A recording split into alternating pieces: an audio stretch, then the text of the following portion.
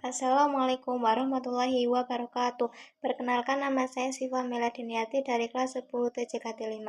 Di sini saya akan menjelaskan tentang komponen-komponen yang terdapat dalam komputer beserta fungsinya. Komputer terdiri dari beberapa komponen utama yang bekerja sama untuk menjalankan berbagai tugas. Berikut penjelasan nama komputer dan fungsinya. 1. Central Processing Unit atau CPU, sering disebut sebagai otak komputer. CPU memproses instruksi dari perangkat lunak dan menjalankan perhitungan. Ia mengambil data dari memori, memprosesnya sesuai instruksi, dan menyimpan hasilnya kembali ke memori. Kecepatan CPU diukur dengan Hertz atau Hz atau gigahertz atau GHz yang menunjukkan jumlah siklus yang dapat diproses per detik. Semakin tinggi frekuensi, maka semakin cepat prosesnya. Yang kedua ada Random Access Memory atau bisa disebut RAM. RAM adalah memori sementara yang menyimpan data dan instruksi yang sedang digunakan oleh CPU. Data di RAM hilang ketika komputer dimatikan. Kapasitas RAM diukur dalam gigabyte atau GB, dan semakin besar kapasitasnya, maka semakin banyak data yang dapat disimpan dan diakses dengan cepat. RAM yang cukup penting agar komputer dapat berjalan dengan lancar dan tanpa hambatan. Yang ketiga ada Hard Disk Drive atau HDD, Solid State Drive atau SSD. HDD dan SSD adalah perangkat penyimpanan data permanen. HDD menyimpan data pada piringan magnetik yang berputar, sementara SSD menyimpan data pada chip memori flash. SSD umumnya lebih cepat daripada HDD, tetapi lebih mahal per gigabyte. Baik HDD maupun SSD menyimpan sistem operasi, program, dan file-file pengguna. Yang keempat ada motherboard. Motherboard adalah papan sirkuit utama yang menghubungkan semua komponen komputer. Ia menyediakan jalur komunikasi antara CPU, RAM, HDD atau SSD, kartu grafis, dan komponen lainnya.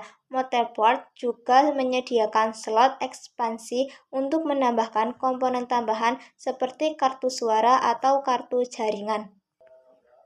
Yang kelima ada Power Supply Unit atau PSU. PSU menyediakan daya listrik ke semua komponen komputer.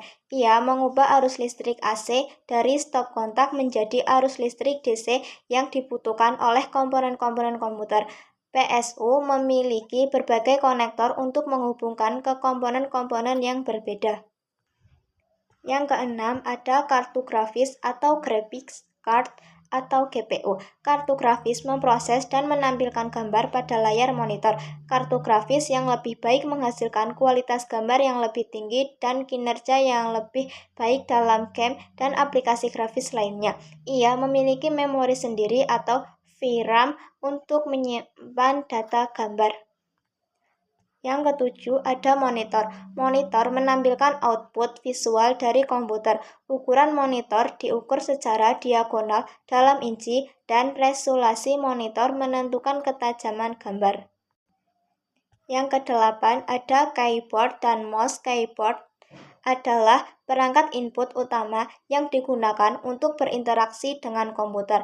Keyboard digunakan untuk mengetik teks dan perintah, sementara mouse digunakan untuk mengontrol kursor dan memilih item pada layar. Yang kesembilan ada sistem pendingin atau cooling system. Sistem pendingin menjaga agar komponen komputer tetap dingin agar tidak mengalami overheat dan rusak. Sistem pendingin dapat berupa kipas pendingin atau fan, heatsink atau cairan pendingin atau liquid cooling.